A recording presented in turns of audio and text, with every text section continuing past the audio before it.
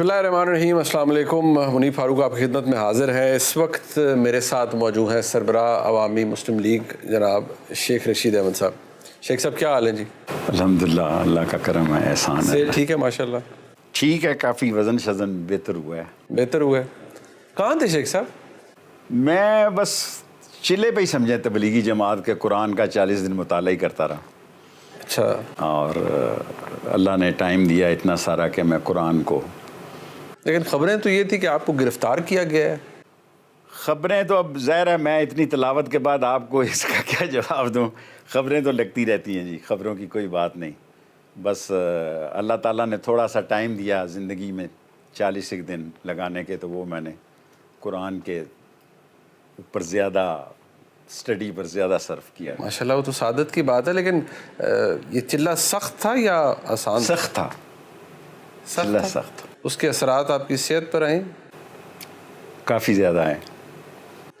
अब वैसे तो माशाल्लाह मजहबी किसी काम के लिए जाते हैं आप, माशाल्लाह आपको सादत हासिल होती है, आप बड़ी बाकायदगी से उम्रे के लिए भी जाते हैं और ज़ियारतों के लिए भी तशरीफ़ ले जाते हैं। अब ये बड़ी अजीब बात है कि जब आप इस दफ़ा गए तो ये चिल्ले का आपने किसी को बताया ही नहीं। ये आपने ऐसा सवाल किया, बस ये समझ लें खामोशी का ही चिल्ला था कि बस पढ़ाई में ही, और अल्लाह ताला ने थोड़ा सा इबादत का भी वक्त दिया, गायब हो जाए चिल्ला, ये तक गायब हो जाए, चिल्ला गायब हो गया। नहीं बट इबादत का टाइम मिला, थोड़ा तहज्जुद के वक्त खुदा से मांगने का टाइम मिला। पहले ये मुझे कभी नहीं मिला ज़िंदगी में। वो राशिद साहब को तो बता देते, वो तो आपकी बाजियाबी के लिए बस वो लाहौर हाई कोर्ट भागते रहे। वो बेचारा बेटों की जगह ना, मैं जी। मेरी तो औलाद नहीं है, वही औलाद है, शाकर हुआ, राशिद हुआ जी, तो वो उनको फ़िक्र लगी रही, मैं उनको बता नहीं सका। अच्छा, तो कल ही उनको बताया कि मैं। आपकी उनसे कल मुलाकात हुई है? मुलाकात तो आज ही हुई है। अच्छा। लेकिन कल उनको मैंने बता दिया था कि मैं वापस चिल्ले से फारग हो गया। 40 दिन पूरे हो गए हैं मेरे। अच्छा, 40 दिन आपके पूरे हो गए। तो इस चिल्ले के दौरान खुद से मुलाकात भी हुई? हाँ, अपने आप से उम्र के इस हिस्से में काफ़ी ज़्यादा सोचने का मौका मिला कि, लेकिन ये था कि मैंने ये सोचा कि अल्लाह ने मुझ पे करम किया, अल्लाह ने जितना करम मुझ पे किया। और एक और ये भी बात अर्ज़ करूँ आपसे कि इस चिल्ले में मुझे किसी ने कोई नुकसान नहीं पहुँचाया, सब ने तावन ही किया। हर फरीक ने तावन किया, वज़ू वाले ने पानी दिया, सब लोगों ने तावन किया, और ये 40 दिन खुश उसलूबी से कट गए। शेख साहब, आप जानते हैं ना, मैं कई दफ़ा आपका इंटरव्यू ले चुका हूँ, और अपने दिल पर हाथ रख के बताइए, आपको लगता है कि जो आप कह रहे हैं मैं उस पर यकीन कर जाऊँगा? मुझे पता है आप एग्री नहीं करेंगे, लेकिन मेरे लिए आप आज एग्री कर ही जाए। अरे शेख साहब, मुझे ये बताएं कि इंटरव्यू क्यों देना चाहते थे आप?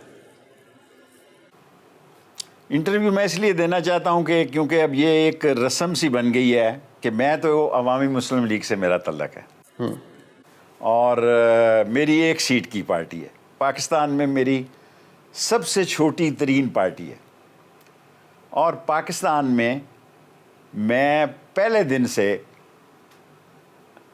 अपनी अजीम अफवाज के साथ हूँ। और गेट नंबर 4, जो कि सारे सियासतदान बाद में, अब मुझसे बाजवे ने साहब ने भी एक दिन पूछा हुए हूँ गेट नंबर 4 कितने है, मैं कहा जी ये 4 कितने 9 वाले पास टुर गया होना है। सो मैं कल भी फ़ौज की, जब मैंने सियासत शुरू की तो अख्तर अब्दुर्रहमान जो हम भाइयों के वालिद साहब से, उन्होंने मुझ पे एहसान किया, मैं काउंसलर बना, मैं नाअहल हो गया था, अहल हुआ उनकी वजह से।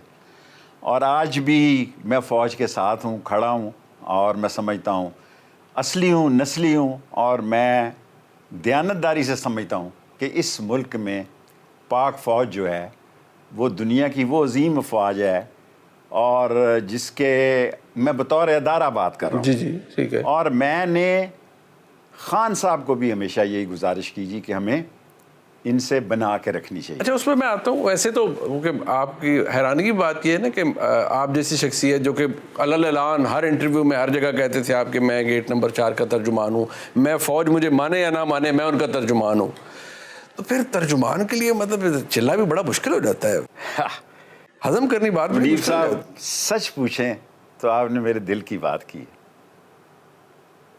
सच पूछें तो मैं 6 नवंबर को 72 साल का हो जाऊंगा जी। मैंने सारी ज़िंदगी इन्हीं के साथ काम किया जी। 2 जंगों में भी मैं शरीक रहा हूँ, एटॉमिक का भी। 3 आदमी एटॉमिक के भी जो हैं वो जिनको क्रेडिट जाना चाहिए, शेख रशीद और हमारे गोर अयूब साहब और राजा साहब कोटे वाले, क्या नाम था उनका, है जो मेरे से भी ज़हन में निकल रहा है। बहरहाल चले, अब आपने चले आपकी बड़ी खिदमत और बड़ी अच्छी बात है आप, और आप इस पर ढकी छोड़, आप मुनाफकत नहीं करते रहे, आप कहते रहे कि वाकई मैं हूँ तर्जुमान, और आप कहते रहे कि मेरा ताल्लुक, मुझे फ़ख्र है, मैं कहता रहा और आज भी कहता हूँ कि मुझे फ़ख्र है। अच्छा बुरी ये बात बताए शेख साहब, अब आपने कहा रिवायत सी बन गई है, चले मैं उस रिवायत की बात कर लेता हूँ। आपकी बड़ी कुर्बत रही, सियासी कुर्बत इमरान खान से, आप की बेशक अपनी जमात है लेकिन आप उनके तहादी रहे। आपने इलेक्शन उनके साथ मिल के लड़ा 2018 में, पहले भी आपकी मोहब्बतें उनके साथ थी, फिर इलेक्शन लड़ा, आप उनके वज़ीर रहे उनकी काबीना में। अब जब ये तहरीक अदम एतमाद हो गया, उससे पहले इमरान खान ने कहा कि वो मेरे खिलाफ साजिश हो गई, साइफर आ गया, ये हो गया। मुझे ये बताएं, आप इंटीरियर मिनिस्टर थे और आपका राब्ता तो बड़े आला पैमाने बड़े लोगों से होता था, आपको याद पड़ता है कि कभी आपको महसूस हुआ कि इमरान खान की हुकूमत के खिलाफ अमेरिका ने साजिश की? देखें, साइफर की मीटिंग में तो मैं शामिल था, दोनों सलामती में, ठीक है, as interior minister, as interior ठीक है, शामिल था। मेरे सिग्नेचर भी हैं, ये तो नहीं मैं कह सकता हाँ, आप डिसोन नहीं कर सकते, डिसोन नहीं कर। मैं उस जलसे में भी शामिल था, कोई इसको पसंद करे या नापसंद करे। लेकिन मैंने जिस वक्त ये हालात पैदा हो रहे थे, खान साहब को ये एक अजीब इत्तेफाक है कि जो 3 आदमी मुज़ाकरात कर रहे थे फ़ौज के साथ इमरान खान की तरफ से, वो तीनों के तीनों ने अपनी जमात बना ली। मुझसे जब मेरा राब्ता, मैंने कहा जी कि मैं भी इसमें कोई अपना कमेटी डालूं, हिस्सा डालूं, क्योंकि मुझसे जब MQM वालों ने बात की और उन्होंने जब बात की तो मुझे अंदाज़ा हो गया कि खेल ख़त्म है और काम ख़त्म होने लगा हमारा। तो मैंने जल्दी से, शेख हूँ, घर किराए के लिए जगह ढूंढने के लिए बंदोबस्त किया। घर तो आपके बड़े हैं वैसे माशाल्लाह, माशाल्लाह। रहने की प्रॉब्लम आपको कहीं नहीं कोई होती? नहीं, हालांकि मैं रहता नहीं हूँ, लेकिन प्रॉब्लम कोई नहीं। पिछले 30 दिनों में इसका बहुत ज़्यादा एहसास हुआ होगा। घर घर ही होता है, घर घर ही होता है, सही। और फिर 9 मई के वाक़यात ने एक बड़ा उधम, मैं समझता हूँ कि पाकिस्तान में, मैं पाकिस्तान से शुक्र है मैं बाहर था, और अगर होता भी तो क्या कर लेता।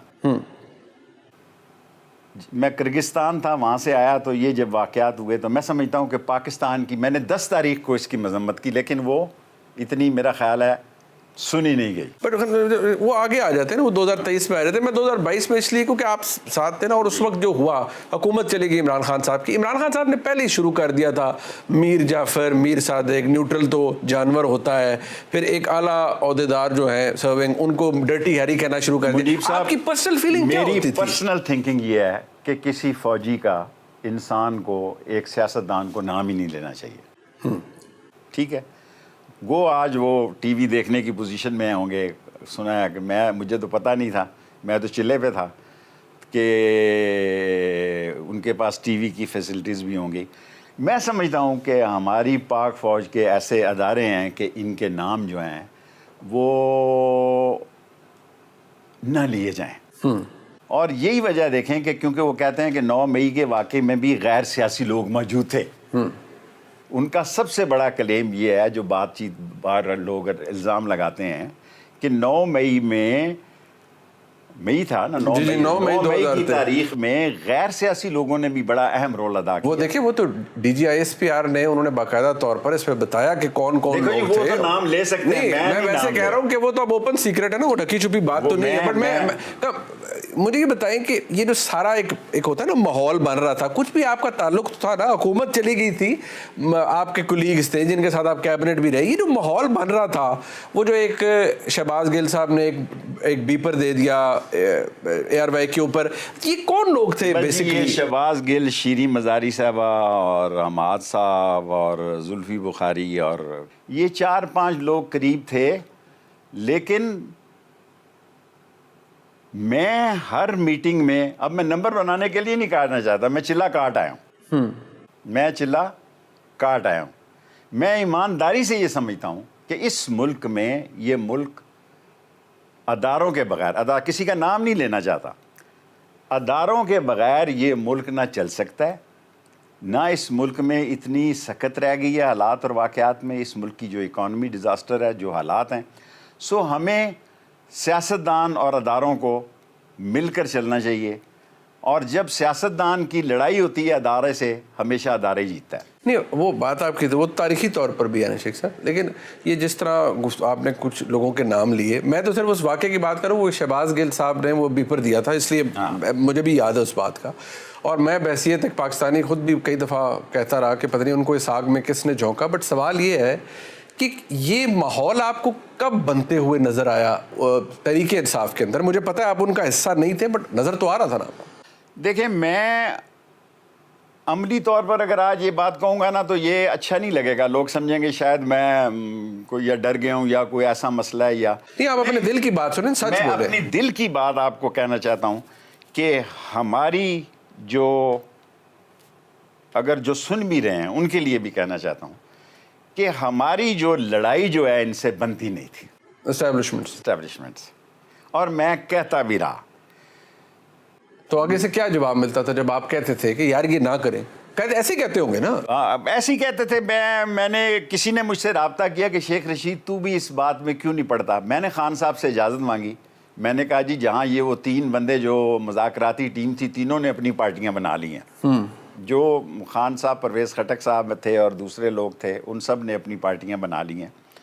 तो मैंने कहा जी मैं इसमें कोई रोल प्ले कर सकता हूँ, मैं पिंडी का नुमाइंदा हूँ। पिंडी का जो बंदा होता है उसका कोई ना कोई ट्रिपल ब्रिगेड के किसी ना किसी अफसर से ज़रूर रब्ता होता है जी, एजेंसी से ज़रूर कोई ना कोई रब्ता होता है उसका, फ़ौज में कोई ना कोई रूट ज़रूर होता है कि वो अपनी बात बनाए और बात चलाए। मैंने ये कहा जी कि मैं, अगर आप इजाज़त दें तो मैं बीच में बात पढ़ूँ, और वो सुन रहे होंगे। उन्होंने कहा नहीं, आपने इसमें नहीं आना है। मैं आज भी समझता हूँ खान साहब ने आपको मना किया कि आपने इस मुज़ाकरात में नहीं आना। ये 3 बंदे आपने ऑफर किया? मैंने 2 दफ़ा ऑफर किया। ठीक है, मैंने 2 दफ़ा ऑफर किया जी कि मैं भी इसमें, मेरा हल्का इंतखाब है। देखें, मैं वोट मांगने जाऊं, अगर सिर्फ फौजी मुझे वोट दें तो मुझे इलेक्शन लड़ने की ज़रूरत ही नहीं है। अगर कंटोनमेंट का एरिया ही फौजियों का, जो ट्रिपल ब्रिगेड, वो वोट नहीं डालने जाते तो बड़ी मुश्किल से उनको कहना पड़ता है कि यार वोट पाने जाना है तो अगर वो ही वोट दे तो वो हल्के का फैसला हो जाता है।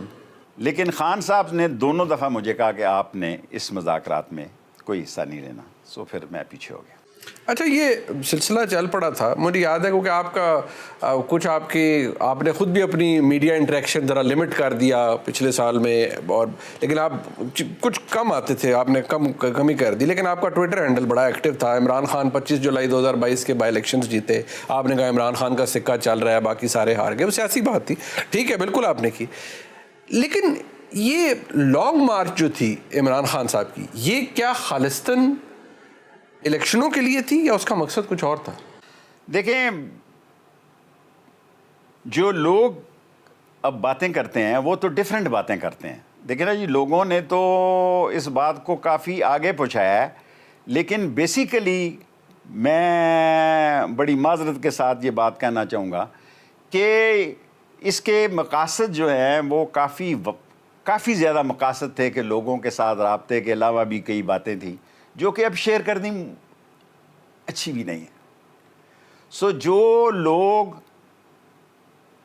शेख रशीद को जानते हैं, जिस तरह मुनीब साहब आपको सारा पाकिस्तान जानता है एज ए एंकर, उनको पता है कि मैं फ़ौज के ख़िलाफ़ नहीं जा सकता। जिस दिन मुझे पहली सज़ा हुई, या खान ने कोर्ट मार्शल किया और 20 करोड़ की सज़ा, आप उस वक्त शायद पैदा हुए? नहीं, मैं नहीं पैदा हुई। तो मुझे एयर मार्शल नूर खान ने बच्चा समझ के मेरे 20 करोड़ माफ़ कर दिए, और 1 साल मैंने हरीपुर में एज ए टीचर गुजारी। और शफकात साहब को मैं, लेफ्टिनेंट जनरल शफकात साहब को मैं एज ए कैदी पढ़ाया करता था, कैदी टीचर था मैं उस वक्त, उनको पढ़ाया करता था। और मैं दयानतदारी से ये समझता हूँ कि हमारे मसले इतने उलझ गए हैं कि इनको सुलझाना चाहिए। एक ब्रेक शामिल करते हैं प्रोग्राम में। शेख रशीद अहमद साहब हमारे साथ हैं,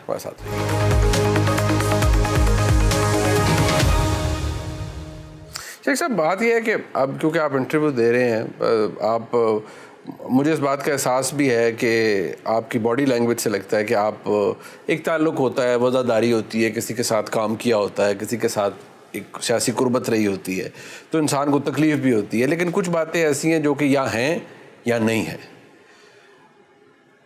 इमरान खान साहब को के बारे में ये उनके जो मकासद थे दो उस लॉन्ग मार्च के, उन्हें क्यों ये शौक़ चढ़ा कि वो जनरल आसिम मुनीर साहब को बहसियत आर्मी चीफ बनने से रोक? ये क्वेश्चन आपने किया।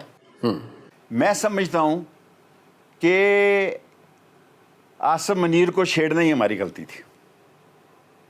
मैं as a political worker, Bajwa 2 दफ़ा रह गया था, तीसरी दफ़ा भी होता तो क्या मसला हो जाना था। ये ना होता या आसिम मुनीर साहब होते। फौज तो मौजूद है ना? फौज तो मौजूद है। सो आपने जो सवाल की रूह पकड़ी है कि आसिम मुनीर के वक्त में ही हमारे ख़िलाफ़ ये बातें, जब आसिम मुनीर साहब की ट्रांसफ़र हुई, आसिम मुनीर साहब की जब ट्रांसफ़र हुई, ट्रांसफ़रें भी फ़ौज में होती रहती हैं, कोई मसला नहीं, ऐसा कोई बड़ी नॉर्मल बात है। फ़ौजी नहीं महसूस करता, जनरल नहीं महसूस करता कि मुझे यहाँ भेजना है, वहाँ यहाँ भेजना है। लेकिन जब वो हुई, उसी वक्त से ये बात चलनी शुरू होगी, क्योंकि आजकल तो कंप्यूटर में सारों के रैंक लिखे होते हैं कि ये 6वें नंबर पे है, ये 5वें, जिस तरह जजेस के लिखे होते हैं, और जितने टॉप पे होते हैं वो सारे एलिजिबल होते हैं। एलिजिबल होते हैं, हाँ। तो वो एलिजिबल भी थे और टॉप पर भी थे। सो लोगों ने उस दिन से बातें बनानी शुरू कर दी। सो मैं आपके इस सवाल का मुख्तसर तरीन जवाब ये दूंगा कि हमारी गलती यहीं से शुरू हुई, जो हमने आसिम मुनीर का आपकी खाम खा ऐसी बैल मुझे मार वाली। इमरान खान साहब ने कहा कि मैं उनके साथ काम नहीं कर सका जब वो DGISI थे। वो बात अब ओपन सीक्रेट है। उन्होंने वैसे DGISI अपने प्राइम मिनिस्टर को बताया कि जी ये सारा कुछ हो रहा है पंजाब में, और इसमें मामला कि आपके मामला अहले खाना तक भी जाता है। ये इस बात को इमरान खान साहब ने डिनाई नहीं किया। इस बात को मैं बहसियत साफ़ी 1000 जगह कर चुका हूँ, इसका कोई डिनाइल नहीं है। चले, ट्रांसफ़र भी आपने कहा नॉर्मल बात है, लेकिन कोई इस हद तक चला जाए कि जी मैं प्राइम मिनिस्टर भी नहीं हूँ, लेकिन मैंने एक पूरा एक साजिश का हिस्सा बनना है, या मैंने एक पूरी कोशिश करनी है कि इस शख्स को मैंने आर्मी चीफ नहीं बनने देना।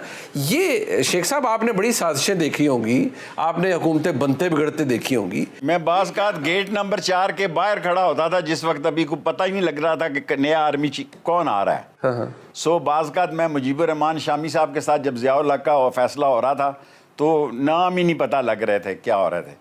मैं ये समझता हूँ कि हमें सियासतदानों को ये इस काम से बाहर निकल आना चाहिए। ये फ़ौज का मसला है, फ़ौज को करने देना चाहिए। कौन सीनियर है, कौन सीनियर नहीं है, क्या मसला है, क्या मसला नहीं है, और उन्हीं का दर्द सर रहना चाहिए। हमें इससे दूर रहना चाहिए, हमें इससे दूर रहना चाहिए। आप यकीन जाने कि मैं इलेक्शन के दिनों में एक हल्का जिससे मैं लड़ नहीं सका पहले, वो सारा मेरा आर्मी का ही हल्का था। उन्होंने मुझे कहा कि शेख साहब हमारा फ़ैसला एक होता है। मैंने कहा जी यहाँ भी, फिर आप तो रिटायर हो चुके हैं सारा। उन्होंने कहा यहाँ भी हमारा फ़ैसला एक है कि हम आपको वोट देंगे। सो मैं अपनी इस सारे दौर में समझता हूँ कि हमने जो गलती की वो इस काम में खामखा अपने आप को मुलव्वस करके की। बट शेख साहब, खामखा तो कुछ भी नहीं होता ना। आपको देखें, होप होती है, अरे को पता नहीं होप क्या, देखें उसके आपका ख्याल में, आपके ख्याल, मुझे पता है आप क्या मुझसे पूछना नहीं, मैं पूछ शेख साहब, मेरा काम थोड़े को पूछना है, थोड़ा काम है जवाब देना। आपने अगर नहीं जवाब देना, आप खामोश हो जाए। ठीक आप पूछ रहे हैं कि उनके जो दोस्त रुफका हैं, उनका ये ख्याल था कि अंदर भी हमारी बड़ी से है, अंदर भी हमारे लोग मौजूद हैं, अंदर भी हमें अगर हम पहुंच जाएं तो सपोर्ट मिलेगी। कभी ऐसा नहीं हुआ फ़ौज में। मैं स्कूल लाइफ से, मैंने आपको बताया, सबसे पहला कैदी हूँ जिसने याह्या खान का कोर्ट मार्शल, पहले दिन ही मेरा कोर्ट मार्शल हुआ। लेकिन ये जो लोग कहते रहते हैं जो चीफ वहाँ फैसला करता है वो फैसला फॉर ऑल है। नीचे लंगर से लेके और टॉप कोरों तक सारा फैसला वही है। जो चीफ जो है नीचे लंगर तक जाता है वो फैसला उसी का जाता है। सो मैं एतराफ़ कर चुका हूँ, इस पर काफ़ी है कि ये हमारी गलती थी। शेख साहब, मैं अभी 2023 में आने से पहले मुझे बताएं, आप जैसा, मैं इसलिए कहूँगा कि आप जैसा ज़ीरक सियासतदान हो जिसने इतनी वजारतें खंगाल दी हों, सब कुछ देख लिया हो, उतार चढ़ाव भी देख लिया हो, कैद भी देख ली हो, चले अब तो चिल्ला भी देख लिया, मतलब पंजाबी च माइंड ना करना, ਤੁਸੀਂ ਇੰਨੇ ਕਮਲੇ ਤਰੀਕੇ ਸਭ ਕੁਝ ਹੋ ਰਿਹਾ ਸੀ, ਜੋ ਕਹਿੰਦੇ ਨੇ ਲੋਟੀ ਪੈ ਰਹੀ ਸੀ ਤੇ ਤੁਸੀਂ ਕਹਿੰਦੇ ਯਾਰ खुदा ਦਾ नाम ਮੈਨੂੰ माफ़ करो भाई, मैं ਇਹੋ जी सियासत किसी का इत्तेहादी नहीं हो सकता, आपने ये भी नहीं किया। मैंने उसको देखें, मेरा उससे मुलाकात में आज ये बात ढकी छुपी नहीं, मैं आपको इंटरव्यू देते हुए कह रहा हूँ कि मैं उसको कहता था, देखें मेरी तो इतनी सी पार्टी है, आधी भी नहीं है साली, 7,000 रुपये का फंड है उसका आया, 7,000 रुपये की फंड की दुनिया में कोई पार्टी नहीं होगी, डॉलरों में जाओ तो 6-7 पता नहीं कितने बनते होंगे। मैं उनको अलहदगी में ये बात कहता था कि ये मरवाएंगे, हमें जो है अपने काम से काम रखना चाहिए, जिसका जो काम है उसको करने देना चाहिए, लेकिन मेरे पास सियासत करने के लिए और कोई गुंजाइश थी नहीं, क्योंकि नवाज शरीफ से मेरी लड़ाई हो चुकी थी। नवाज शरीफ ने जब मुझे टिकट नहीं दिया तो फिर 11-12 अगस्त को खान साहब आए और लाल हवेली तशरीफ़ लाए और 13 अगस्त को हमने फिर जलसा रखा। उन्होंने कहा जी कि ये 2-3 सीटें जो हैं ये अवामी मुस्लिम लीग की हैं। मैंने कहा जी हम अगर फिर जो फ़ैसला करेंगे वो हमारा फ़ैसला होगा। उन्होंने कहा ठीक है, इन 3 सीटों पे फ़ैसला हम अवामी मुस्लिम लीग होगी। लेकिन फिर उन्होंने फ़ोन किया कि अपने जो हैं, इनका क्या नाम है, अभी चले गए हैं उस पार्टी में मेंबर थे हमारे कौमी असम्बली के, अभी हेल्थ मिनिस्टर थे, कियानी साहब। हाँ जी। फिर उन्होंने मुझे फ़ोन किया कि आमिर कियानी को एक टिकट ये देना है, शेख रशीद तेरे से ज़ुबान तो ये 3 की, लेकिन ये 2 ही आएगी। मैं कहा जी 2 ही दे दो, छोड़ो। और दूसरी भी बड़ी मुश्किल नाल ही मिली, राशिद शफीक अली, वरना उस भी बहुत अटकावा हो चुका था, क्योंकि मैं वो हो गया एलिजिबल, वो कोई रुकावट पैदा हो गई केस की वजह से। तो फिर जो हमारी 3 सीटें थी वो 2 सीटें रह गई। सो हमने सिर्फ 2 सीटों की सियासत की है। अब भी मैं एक ही सीट की सियासत करूंगा अवामी मुस्लिम लीग से, 1 या 2 सीटों की, 2 भी कहते हैं हो सकती हैं। और पार्टियां बहुत बड़ी बड़ी हैं, बड़ी शान है, बड़ी आन है, लेकिन आप जैसे लोग मेहरबान हैं। और अब मैं ट्विटर पे जाके पता नहीं गलती की या नहीं की, मुझे ट्विटर ही ले डूबा है, मेरे खिलाफ तो कोई शय नहीं निकली सिवाय ट्विटर के। नहीं बट ए पढ़ो जी, ए पढ़ो जी, ए पढ़ो जी। कौन करता सी ट्विटर? ਉਹ ਬੰਦਾ ਹੀ ਕਰਦਾ ਸੀ, ਮੈਨੂੰ ਤੇ ਆਂਦੀ ਨਹੀਂ, ਪਰ ਤੁਹਾਨੂੰ ਦਿਖਾ ਕੇ ਹੀ ਕਰਦਾ ਹੋਣਾ ਨਾ। ਮੇਰਾ ਮਤਲਬ ਹੈ ਦਿਖਾਉਂਦਾ ਤੇ ਮੈਂ ਹੀ ਸਾਂ, ਕਹਿੰਦਾ ਤੇ मैं ही ਸਾਂ कि भाई लिख लो। लेकिन शेख साहब है तल्ख गल है, बुरा ना मनाना, ये पिछले पूरा साल जब इसे कहते हैं ना लोटी पड़ रही थी, जब मीर जाफर मीर सादिक हो रहा था, जब साजिशें हो रही थी, उसमें हम शरीक नहीं, आप शरीक नहीं थे, पर आप उसको कंडेम भी नहीं कर रहे थे। हाँ ये आप कह सकते हैं, ये हमने पढ़ा नहीं होगा, उसके ऊपर पछतावा है आप। देखें जी, अगर कोई चीज़ जो इस्लाम पे, ख़त्म नबूवत पे, काला काला रसूल अल्लाह सल्लल्लाहु अलैहि वसल्लम पे और इस पे हो तो ऑफ कोर्स मुझे दुख होगा। मैं पढ़ता नहीं हूँ, मुझे इतना इसका नॉलेज नहीं है, लेकिन ये है कि मेरे फॉलोअर जो हैं कुदरत की तरफ से काफ़ी हैं, कोई 10 मिलियन में है कि 9 में है, पता नहीं, यानी 8 मिलियन है। 8 मिलियन फॉलोअर छोटी बात नहीं होती एक साथ। वो उसी में ट्विटर में है, लेकिन वो दूसरा भी एक होता है ना, एक इंस्टाग्राम। जी इंस्टाग्राम भी है। हाँ इंस्टाग्राम, वो सारे मिला के कुछ सारे 10-1 मिलियन नहीं ਹੁਣ तो क्रैश कोर्स कर रहे हो, ਹੁਣ तो काफ़ी चीज़ें सीख गए होगे तुसी। नहीं सीखा, अच्छा कुछ नहीं सीखा, मैंने सिर्फ पढ़ता ही रहा, इबादत की। चलो तुसी पढ़े हो या पढ़ाए गए हो तो अलग गल है। पर मुझे ये बताइए शेख साहब कि फिर ये मामलात चलते रहते हैं, आपके नज़दीक सानिया 9 मई ये कोई एक दिन की बात है या इसके पीछे क्या था? आप ऐसे होता है ना, आप क्या आप ये होते हुए नजर आ रहा था आपको कि यार ये हो जाएगा? देखें, वो एक मैंने यहाँ लिखी हुई थी अभी एक जगह पे, यहाँ पे कि चक्री रेस्ट हाउस पे भी कोई मीटिंग हुई और 4 तारीख को और कहा गया कि भाई ये ठीक नहीं हुआ, 6 को ज़्यादा जाए। लोग बातें भी बड़ी कर देते हैं और फिर 6 को किया गया। लेकिन इमरान खान जो है, आपको पता है उसका, वो एक ज़िद्दी सा सियासतदान है, वो ज़िद में जब आ जाता है तो 9 मई जो है इसकी जितनी हर जुमे मजम्मत करनी चाहिए खुतबे में भी, नहीं तो मजम्मत तो इमरान खान साहब ने भी कर दिया, बुरा हो गया नहीं, बुरा हो गया, लेकिन उन्होंने कहा मैं तो जेल में था, मेरा तो कसूर ही कोई नहीं, मुझे तो पता ही सही बात है। मैंने पढ़ा भी है और सुना भी है, लेकिन यह है कि मैंने 10 मई को जब कंडेम किया तो जो मेरे कई मेहरबान दोस्त थे जो अदारों में थे, उन्होंने कहा जी हमने तो देखा ही नहीं आपका बयान यहाँ कंडेमनेशन का। फिर मैंने फिर किया, फिर भेजा उनको, मैंने कहा कि यार अब तो पढ़ा। वो कहता जी नहीं हम मसरूफ़ थे, वो सिस्टम को ऐसा होता है वो आगे निकल जाता है। लेकिन इस कौम में डार्क तरीन दिन जो था, इसका स्याह तरीन, और मैं आज आपसे एक वादा करता हूँ मुनीब साहब, आपने बड़ी कमाल की बात की अल्लाह के सामने, ये जितने लोग हैं इंशाअल्लाह ताला इनको रहा कराने के लिए आज के बाद मेरी ज़िंदगी, ये मैं चिल्ले से फ़ैसला करके चलाऊँ कि अगर बेगुनाह है उनको भी छुड़वाऊँगा, और अगर गुनाह हो गया उनसे, ये एक गलती हो गई है तो इस गलती की बावजूद भी एक माफ़ी उनकी करवाऊँगा। ये मैं अहद करके चलाऊँ अपने चिल्ले में, एक ही दुआ मांग के चलाऊँ दिन रात, क्योंकि मैंने देखा है कि लोग कई बहुत गरीब हैं, हालात बड़े ख़राब हैं, ख़ासकर तनख्वाह पेशा लोगों के हालात बड़े सख्त ख़राब हैं, और इस तनख्वाह पेशा लोगों के लिए मेरी जान हाज़िर है।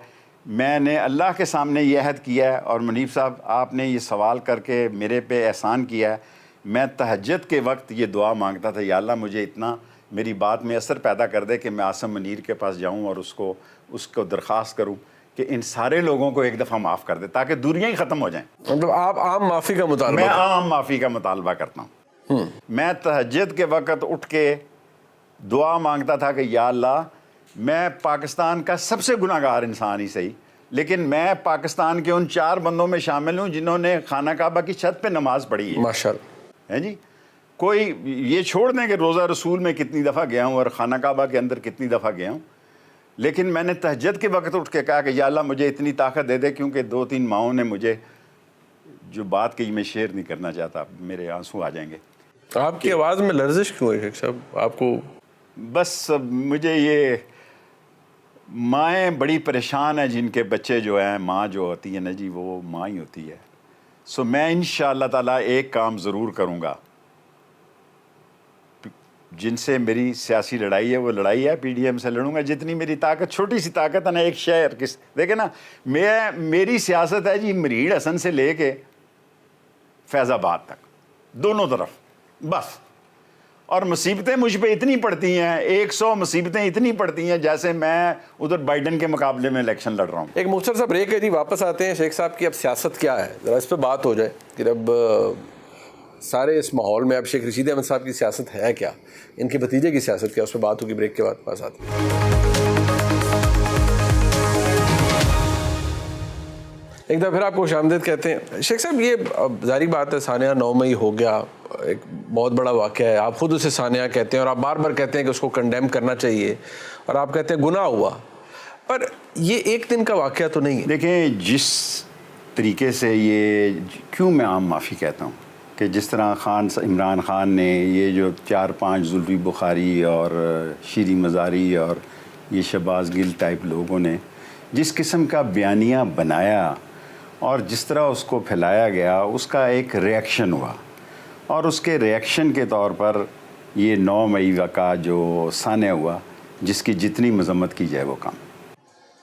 आप समझते हैं कि ये एक दिन की बात नहीं है? ये ज़ाहिर है कि एक दिन में तो कुछ भी नहीं होता ना, एक दिन में तो मैं किर्गिस्तान से आया था तो ये वाक़या हो गया, तो एक दिन की तो बात नहीं है। ज़ाहिर है इसमें काफ़ी सारी लोगों की एकदम से इतना सारा बड़ा इज्तिमा, इतना सारा मसला होना, इतना सारा नुकसान होना, ये एक दिन की तो बात नहीं हो सकती ना। ज़ाहिर है इसमें पूरी लोगों की, ज़रूरी नहीं है सिर्फ यही हो, वो जो गैर सियासी लोग हैं, वो गैर सियासी लोग भी इसका हिस्सा हो सकते हैं, जिसको वो ISPR ने कहा कि वो गैर सियासी लोग भी इसी गेम में आ सकते हैं। क्या तहरीक इंसाफ आपकी सियासी मुखालिफ है? अब नहीं, मेरा नहीं ख्याल। क्यों मुखालिफ? मैंने क्या किया? मैंने तो अभी किया ही कुछ नहीं। देखो जी, मैंने तो किया ही कुछ नहीं। मैं मुखालफत करके, मेरा क्या एक सीट की मुखालफत, अगर ले भी लें तो मैं वैसे ही दे दे, तो वो क्या होता। एक सीट की मेरी सियासत है और मुझे पूरा यकीन है इंशाअल्लाह ताला कि ये सीट अल्लाह के हुक्म से कलंदवाद जीतेगी। अच्छा, मुझे ये बताइए शेख साहब, ये मैंने आपने कहा आपने आम माफ़ी तो मांग ली, लेकिन ये उस पर यंग बच्चे, ये कोर कमांडर हाउस पे हमला हुआ, मैंने जाके खुद पर्सनली देखा, जलाकर गर्क कर दिया गया, MES का दफ्तर जल गया, अस्करी टावर जल गया, ये सारे सब जल गया। नहीं, मुझे वो वेरी इंपॉर्टेंट नहीं, मैं तो बैसियत एक सहाफ़ी जो मैंने चीज़ें अपनी आंखों से देखा है, मैं तो सिर्फ ये कह रहा हूँ कि आपके नज़दीक ये किसी प्लानिंग का हिस्सा है, नेचुरल रिएक्शन है, क्या है? देखें जी, प्लानिंग का कोई ऐसे प्लानर भी हो सकते हैं, ये नहीं आप कह सकते कि ये प्लानिंग का हिस्सा नहीं हो सकता। कई ऐसे मेरी तरह सेल्फी खींचने वाले भी हो सकते हैं, लेकिन मैं खुदा से मांग के आया हूँ कि मैं सब लोगों की, अगर अब इस वक्त ये कहेंगे कि इतनी आग लग गई, इतनी तबाही फैल गई, ये प्लानिंग का हिस्सा भी हो सकता है, कोई शक नहीं कि प्लान किया गया हो, 100% हो सकता है। लेकिन मैं ये थीम लेकर आया हूँ चिल्ले से कि मैं, अगर मुझे टाइम मिला तो मैं ये उनसे दरख्वास्त करूँगा कि ये दूरियाँ ख़त्म करने के लिए एक दफ़ा सब लोगों को आम माफ़ी दे दी जाए। और आपको लगता है कि किसी ने जो भी छोटा बड़ा गुनाह किया सबको माफ़ी मिल जानी चाहिए? एक दफ़ा मिल जानी चाहिए, अल्लाह भी बख्श देता है। और लोगों को एहसास है ये फ़ौज हमारी फ़ौज है, और जिन लोगों ने ये करतूत बुरे किए हैं, जिन लोगों ने ये बदफित, क्या कहना चाहिए, बहुत ही गंदा लफ्ज़ मेरे मुंह पे आने लगा था, शुक्र है रुक गया, कि जिन लोगों ने ये कमीनगी की है, कमज़रफ़ी की है, जिन लोगों ने ये छोटापन का सबूत दिया है, फ़ौज को एक दफ़ा उनको माफ़ कर देना चाहिए। फ़ौज ये समझती है कि ये सानेहा 9 में ये फ़ौज के अंदर बगावत का एक कोशिश उनसे वो डील करें अपने कानून के तहत, उनका कानून है, मगर उनके नज़दीक तो उसमें सियासी और गैर सियासी दोनों एलिमेंट, जो उनके अंदर मैं उनकी बात कर रहा हूं कि वो तो कहते हैं सियासी और गैर सियासी दोनों एलिमेंट है। मैं तो आम लोगों की आम माफ़ी की अपील करना चाहता हूँ, मैं आम माफ़ी की आम लोगों की अपील करना चाहता हूँ, जो उनके अंदर से कोई साजिश तैयार हो रही थी या बन रही थी, या गैर सियासी लोग, आजकल लफ्ज़ इस्तेमाल हो रहा है, आपने भी कहा कि उन्होंने ISPR ने भी जी नहीं, उन्होंने तो बाकायदा रैंक्स के बताया ना कि कितने इसमें, कोई 2 स्टार थे, कोई 3 स्टार, कोई 1 स्टार था, उन और एक शायद 3 स्टार भी थे। उनको वो खुद डील कर लें जैसे करना है। ये जो आम लोग है, कोई रेडी वाले का, कोई टांगे वाले का, कोई रक्शे वाले का, कोई बेचारा लगाता है स्टाल लगाता है, सो उन लोगों को माफ़ कर दिया जाए। शेख साहब, आप जब ये ऑब्वियसली कह रहे हैं, एक होता है ना कि बंदा कोर्स करता है, फिर उसका बाद में एग्ज़ाम होता है, चिल्ला भी होता है ना उसका, फिर एग्ज़ाम होता है, मुझे इंटरव्यू लगता है आपका एग्ज़ाम है। हाँ जी, जी मेरा हाल है, ठीक कह रहे हैं। अच्छा, फिर हमारी ये तो पास फेल ये तो अल्लाह ही जानता है, लेकिन मुझे ये बताएं कि ये अब आपकी शेख रशीद अहमद की क्या सियासत है? आपके भतीजे जो है शेख राशिद साहब, उनकी क्या सियासत है इस सारे मामले के बाद? देखें जी, उसकी सियासत वो कर रहा है, ठीक है जी, मैं अपनी एक सीट की सियासत कर रहा हूँ, वो अपनी सियासत का फ़ैसला करने में आज़ाद है, लेकिन मैं ये समझता हूँ कि उसको जो भी फ़ैसला करना चाहिए सोच समझ के करना चाहिए, और मैं आज आ गया हूँ तो अल्लाह ताला बेहतर करेगा इंशाअल्लाह ताला, मैं यही कह सकता हूँ, अल्लाह सुब्हान ताला बेहतर करेगा। नहीं, मतलब आपके हल्के की आवाम क्या समझें कि शेख रशीद जब आप आवाम में जाएंगे, आप इलेक्शन लड़ने के ख्वाह हैं? देखो, मैं तो इलेक्शन लड़ना चाहते हैं? एक ही सीट, मैं तो कलंदवाद पे लड़ूंगा। नहीं, आप पहले भी उस पर लड़े थे, लेकिन इमरान खान की सपोर्ट से लड़े थे ना, PTI की सपोर्ट से लड़े थे। मैं कलंदवाद के इलेक्शन पे जाऊंगा, सपोर्ट मिलती है नहीं मिलती है ये तो अल्लाह को पता है, लेकिन मुझे अल्लाह पे पूरा यकीन है कि ये जो मोटो मैं ले कर निकला हूँ, जो मेरा बेसिक इशू होगा कि तमाम लोगों को माफ़ी दे दी जाए, और इसमें अल्लाह मुझे कामयाबी देगा, तो अल्लाह देने वाला है। अल्लाह जब मेहरबान होता है तो सारी दुनिया मेहरबान हो जाती है, अल्लाह खफा हो जाए तो फिर आपके साथ क्या होता है? कुछ भी नहीं होता, दुनिया भी हो तो कुछ नहीं हो सकता। एक साहब, वक्त गुजर जाता है, अच्छे बुरे हालात हर एक के साथ आ जाते हैं। आज जब आपको अंदाज़ा होता है कि एक सियासी कुर्बत रही, इमरान खान से अगर आप कहें कि यार ये सबसे बड़ी गलती एक थी, ये की, और इसी से बैठा या इसी से 9 मई आपने शॉर्ट मैंने जवाब दे दिए बजाय लंबा करने के। इसको मेरे ख्याल में हमारे लिए 9 मई लड़ गया जी, डंग मारा उसने ऐसा जिसका कोई, वो क्या कहते हैं, वो होता नहीं, जो जहर को क्या कहते हैं उसको, जो निकालते हैं, जो वो मतलब डंग निकल गया आपका। मेरा मतलब है कि डंग 9 मई जो है, 9 मई ने आपका सियासी ढंग निकाल दिया। 9 मई हमारे ख़िलाफ़ या इमरान खान के ख़िलाफ़ जो है, मेरा ख़्याल है सबसे ब्लैक डे था, और कोई इसमें मसला नहीं। इस इंटरव्यू के अंदर आपने कई दफ़ा कहा हमारे खिलाफ, इसके बाद आप खुद को अभी भी तसव्वुर करते रहते। नहीं, हम तो किसी के ख़िलाफ़ नहीं है। पता नहीं, अल्लाह को पता है इलेक्शन के क्या हालात होने हैं, क्या नहीं होने हैं, क्या बनना है, क्या नहीं बनना है। लेकिन मैं आपका मशकूर हूँ कि आपने चिल्ले के बाद मुझे इतनी इज़्ज़त बख्शी। मैं इस काबिल नहीं आप मेरे घर तशरीफ़ लाए। मैं आपका जितना शुक्रिया अदा करूँ वो कम है, क्योंकि मैं आजकल इंटरव्यू ही नहीं दे रहा बिल्कुल। और मैं वहाँ से तो चला था यही सोच के कि भाई इंटरव्यू का सिलसिला जो है वो कोई इतनी ज़रूरत नहीं है। तो मैं आपका बहुत ज़ाती तौर पे मशकूर हूँ। शुक्रिया शेख साहब, थैंक यू, आपने वक्त थैंक यू वेरी मच।